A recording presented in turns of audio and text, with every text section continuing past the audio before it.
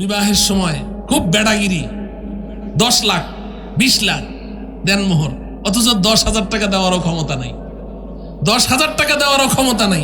মেয়ের বাপও জানে যে ও 10,000 টাকা, ও তো একটা স্টুডেন্ট, ছাত্র, এখনো পড়ে, ওর তো ইনকাম নাই, কিন্তু মেয়ের বাপ বলে 10 লাখ টাকা দেন মোহর। ছেলেও বলে যে হ্যাঁ 10 লাখ। কারণ কি? কারণ ছেলেও জানে যে এই টাকা আমি কোনোদিন দিব না, মেয়ের বাপও জানে যে ও 1 টাকাও দিবে না। এখন আমাদের সমাজ এই অবস্থায় চলে আসছে, ঠিক কিনা? অথচ এটা ফরজ আদায় করা। তুমি ওয়াদা করেছো 10 লাখ টাকা দিবে, এই 10 লাখ টাকাই তোমাকে পরিশোধ করতে হবে। যদি পরিশোধ না করো, হাসরের ময়দানে যতই আদরের বউ হোক, যে না হুজুর আমার জান, এই জানগিরি ওই ময়দানে চলবে না। আল্লাহ পাক বলেছেন ইয়াউমা ইয়াফিরুল মারউ মিন আখিহি ওয়া উম্মিহি ওয়া আবিহি ওয়া সাহিবাতিহি ওয়া বানিহি। হাসরের ময়দান এত ভয়াবহ হবে, সন্তান বাবা মাকে চিনবে না, মা বাবা সন্তানকে চিনবে না, স্বামী স্ত্রীকে চিনবে না, স্ত্রী স্বামীকে চিনবে না, কলার চেপে ধরবে, টাকা দিয়ে যাও, তারপরে কোন দিকে যাবে যাও। কোনো উপায় নাই ওই দিন রক্ষা পাওয়ার, দিতেই হবে। এজন্য দেনমোহর পরিশোধ করে দিবেন। আলহামদুলিল্লাহ আমরা দিয়েছি, যা দেনমোহর ছিল তার কয়েক গুণ দেওয়া শেষ। কারণ ধরার সময় আমরা ওই সতর্কতার সাথে যতটুকু দেওয়ার ক্ষমতা আছে, আমরা এরকম 20 লাখ টাকা দেনমোহর ধরি নাই। আল্লাহ পাক আমাদেরকে বুঝার তৌফিক দান করেন। আবার দেনমোহর পরিশোধের কথা বললে কেউ কয় হুজুর মাপ চায়া লইছি। মাপ চায়া লয়, বাসর রাতে মাপ চায়া লয়। শোনেন একটা ফতুয়া, শুনেন, আমার না, এই উপমহাদেশের শ্রেষ্ঠ মুফতি, মুফতি আজম হযরত মাওলানা মুফতি শফি রহমতুল্লাহি আলাইহি, উনি লিখেছেন বাসর রাতে কোনো স্বামী যদি স্ত্রীর কাছে দেনমোহরের টাকা মাপ চায়, স্ত্রী যদি 100 বার কয় মাফ করে দিলাম, মাফ হবে না, মাফ হয় নাই। এটা তো হলো রাস্তায় ডাকাত ধরলো আপনাকে, ডাকাতে ধরে আপনার সবকিছু ছিনতাই করে নিয়ে গিয়ে এরপরে পিস্তলটা ঠেকায় কয় মাফ করে দিলাম, হ্যাঁ মাফ করে দিলাম, একটা হাসি দে, বলে হ্যাঁ হ্যাঁ হাসি, মাফ হইলো?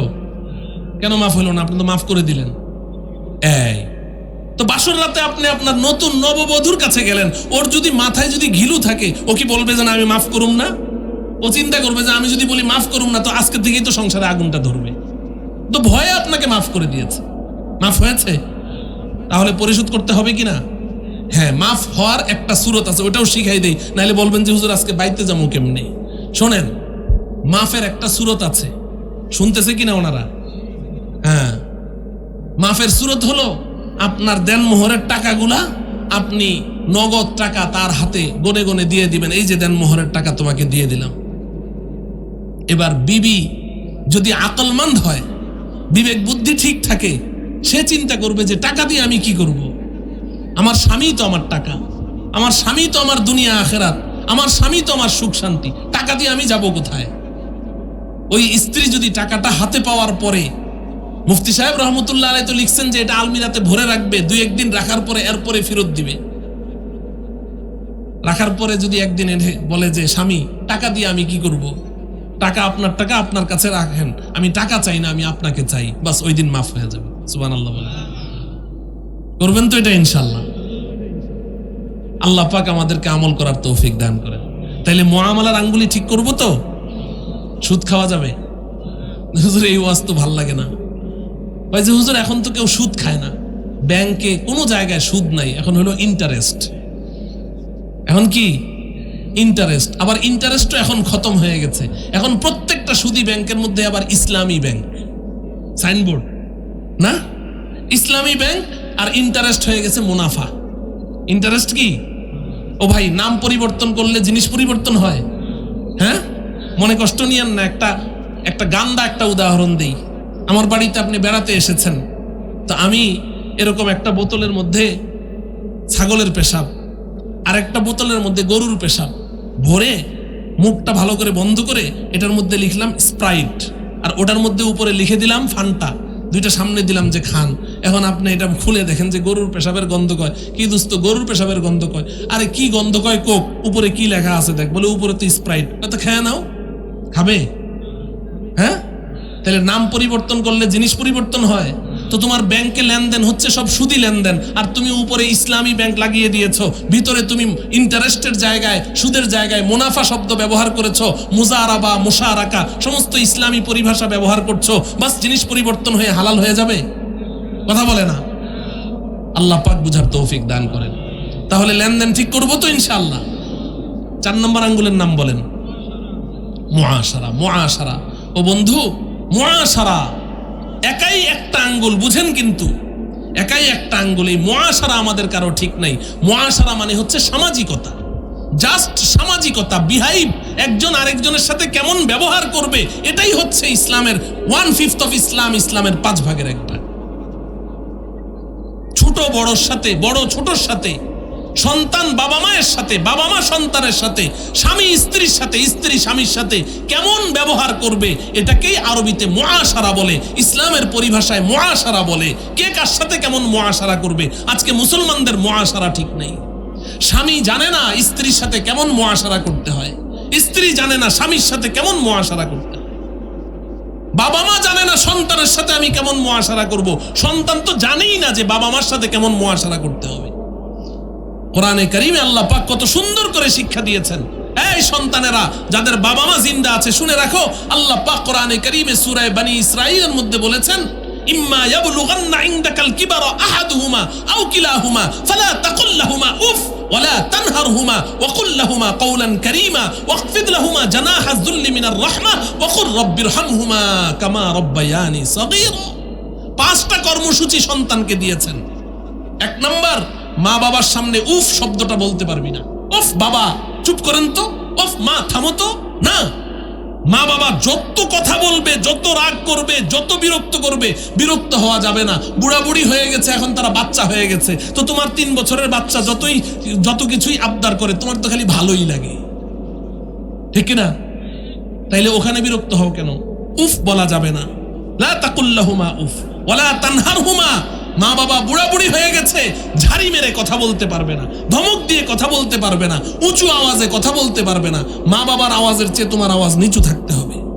ওয়াকুল লাহুমা কওলান কারীমা, এবং নরম স্বরে মা বাবার সাথে কথা বলতে হবে। 4 নাম্বার, ওয়াখফিদ লাহুমা জানাহা যুল্লি মিনার রাহমা। এই যুবক, এই যুবতী, মা বাবার সামনে তোমার বিনয়ের 2টো ডানাকে বিছিয়ে ধরো। সুবহানাল্লাহ। এইভাবে মা বাবার সাথে মুআশারা করবে, এটাকে মুআশারা বলে। এই 4 কর্মসূচি পালন করেছো, তোমার আল্লাহ তোমার মা বাবাকে তুলে নিয়ে গেছে, কিন্তু তোমার ঋণ এখনো পরিশোধ হয় নাই। আল্লাহ পাক বলেন, এবার 5ম কর্মসূচি, আমার কাছে আসো, চোখের পানি ছেড়ে দাও, মৃত্যু পর্যন্ত খালি বলতে থাকো, রব্বিরহামহুমা কামা রব্বায়ানি সগীরা। ও আল্লাহ, আপনি যেভাবে বলেছেন মা বাবাকে সেভাবেই লালন পালন করেছি, কিন্তু ঋণ তো পরিশোধ করতে পারলাম না। মা বাবাকে তো আপনি চুনে নিয়ে গেলেন, রব্বুল আলামিন এবার আপনার কাছে দরখাস্ত, আমি যখন দুগ্ধপুষ্য শিশু ছিলাম, তখন আমার মা বাবা আমাকে যেভাবে আদর আহ্লাদ করে, আদর সোহাগ করে লালন পালন করেছেন, আপনিও কবরে আমার মা বাবাকে এভাবে লালন পালন করেন। তুমি যদি মৃত্যু পর্যন্ত চোখের পানি ছেড়ে এভাবে দোয়া করতে থাকো, আমি আল্লাহ তোমার পক্ষ থেকে তোমার মা বাবার ঋণ পরিশোধ করে দেব। কি সুন্দর মুআশারা আমার আল্লাহ শিক্ষা দিলেন। কিন্তু আমি হতভাগা পিতা, আমি হতভাগিনী মা, আমার সন্তানকে এই শিক্ষাটা দিলাম না, এই শিক্ষার ধারে কাছেও যেতে দিলাম না। এই মোল্লাগিরি কেন শিখাবো? এই বেকার, এই সমস্ত ফকিরি বিদ্যা আমি কেন শিখাবো? এই জঙ্গিবাদী শিক্ষা আমি কেন শিখাবো? আমার সন্তানকে মাদ্রাসার ধারে কাছেও পাঠালাম না। ফলে আমার সন্তান জানলই না মা বাবার মূল্য কি। আল জান্নাতু তাহতা আকদামিল উম্মাহাত, মা বাবার সন্তুষ্টির মধ্যেই আমার জান্নাত রয়েছে। রিজাল রব্বি ফি রিজাল ওয়ালিদাইন, যেই সন্তানের উপরে মা বাবা খুশি, ওই সন্তানের উপরে আল্লাহ খুশি। এই শিক্ষাটা আমার সন্তান পেলই না, যার কারণে সন্তান এ সমস্ত আচরণ তো দূরের কথা, বরং এই সন্তানের পেছনে লক্ষ লক্ষ টাকা খরচ করে, জায়গা জমি বিক্রি করে, আমি তো তাকে বিদেশ থেকে PhD ডিগ্রি লাভ করিয়ে বাংলাদেশে নিয়ে আসলাম। আমার সন্তান এখন বড় আর্মি অফিসার, বড় জজ ব্যারিস্টার, আমার সন্তান এখন পাইলট, বড় ডাক্তার, আমার সন্তান ব্রিগেডিয়ার। যখন সে অনেক বড় শিক্ষিত, অনেক পদে আছে, আমি তো গ্রামের আনপড় অশিক্ষিত একটা মূর্খ মানুষ। এবার সন্তান তো অনেক বড় সোসাইটিতে বসবাস করে, ঘরে আমি থাকি, আমার বিবি থাকে।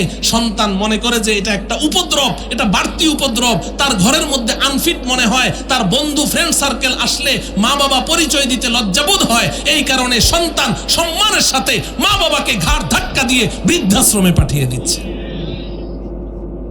এটার জন্য শুধু সন্তানকে দায়ী করেন না, বাবা মা দায়ী। শুধু সন্তানকে একা কেন দায়ী করছে? আমি বৃদ্ধাশ্রম ঘুরে এসেছি, আপনাদেরকেও আমি দাওয়াত দিলাম, ঘুরে আসেন।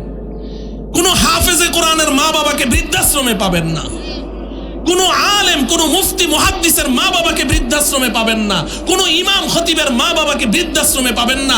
আরে মসজিদে বলতেও লজ্জা হয়, 5,000, 6,000, 7,000 টাকা বেতন দেওয়া হয়। কি অমানবিক আচরণ! একজন মসজিদের খাদেম, তার মা বাবাকেও বৃদ্ধাশ্রমে পাবেন না। সে না খেয়ে থাকে, মা বাবাকে খাওয়ায়। কিন্তু আপনি বৃদ্ধাশ্রমে গিয়ে দেখেন বাংলাদেশের বড় বড় আর্মি অফিসার, ব্রিগেডিয়ার, জজ, ব্যারিস্টার, বিচারপতিদের মা বাবারা চোখের পানি দিয়ে চোখ ঘা করে ফেলছে। যান দেখে আসেন। এর একমাত্র কারণ মুআশারার শিক্ষা আমি আমার সন্তানকে দেই নাই। আল্লাহ আমাদেরকে বুঝার তৌফিক দান করেন। সব জায়গায় মুআশারা আছে, সব জায়গায়। বাবা মা সন্তানের সাথে কেমন আচরণ করবে, ওই মুআশারাও শিখতে হবে। স্বামী স্ত্রীর সাথে কেমন মুআশারা করবে। হায় হায় হায়, ডিভোর্স, কথায় কথায় ডিভোর্স আর বিচার। মহিলারা এসে চোখের পানি ছেড়ে দিয়ে কথায় কথায় হাত উঠায়, স্ত্রীকে প্রহার করে, মারে। ও আমার প্রিয় ভাই, আমরা না রসুলের উম্মত? তো রসুলের কয়জন স্ত্রী ছিলেন?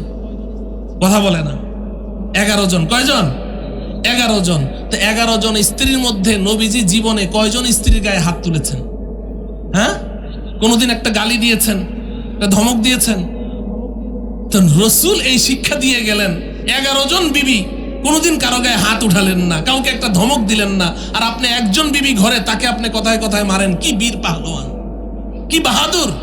আপনার বাহাদুরি, আপনার শক্তি পরীক্ষা করেন আপনার মতো একজন সবল যুবকের সাথে। দুর্বলের সাথে শক্তি পরীক্ষা করা, এটা কাপুরুষতার পরিচয়। আপনার বিবি তো দুর্বল, ওর সাথে কেন শক্তি পরীক্ষা করতে যান? আপনার শক্তি আছে, আপনি আমার সাথে লড়েন, কত শক্তি দেখি। এটা যেমন ইসলাম বিরোধী, এটা মানবতা বিরোধী কাজ। আল্লাহ আমাদেরকে হেফাজত করেন। মুআশারার আঙ্গুল ঠিক করবো তো ইনশাআল্লাহ। স্বামীদেরকে নবীজি সাল্লাল্লাহু আলাইহি সাল্লাম একটা কথা বলেছেন, খিয়ারুকুম ইনদা আহলিহি ওয়া আনা খিয়ারুকুম ইনদা আহলি। এই আমার উম্মত শুনো, তোমাদের মধ্যে শ্রেষ্ঠ পুরুষ ওই পুরুষ যে তার স্ত্রীর কাছে শ্রেষ্ঠ। যেই পুরুষ তার বিবির কাছে ভালো, সে দুনিয়াবাসীর কাছেও ভালো, আল্লাহর কাছেও ভালো। ক্যারেক্টার সার্টিফিকেট আনতে যায় অমুকের কাছে, অমুকের কাছে ক্যারেক্টার সার্টিফিকেট, চারিত্রিক সার্টিফিকেট। যাদের কাছ থেকে সার্টিফিকেট আনে এদের একজনেরও চরিত্র ঠিক নেই, ঠিক কিনা? নবীজি বলেন গোটা পৃথিবীর মানুষ, একেবারে প্রধানমন্ত্রী থেকে নিয়ে সব মানুষ তোমার চরিত্রের সার্টিফিকেট দিয়ে দিয়েছে, ভালো মানুষ। কিন্তু তোমার বিবি বলে আমার স্বামীর চরিত্র ঠিক নাই, তাহলে তুমি একটা চরিত্রহীন। আর যদি স্ত্রীর কাছে তুমি ভালো হও, তোমার চরিত্র ঠিক আছে, বিবির কাছে বিবি বলে, তাহলে তুমি একজন চরিত্রবান। কে কি বলে বলো। পাশাপাশি আবার স্ত্রীকে আল্লাহর রসুল বড় সতর্ক করে দিয়েছেন।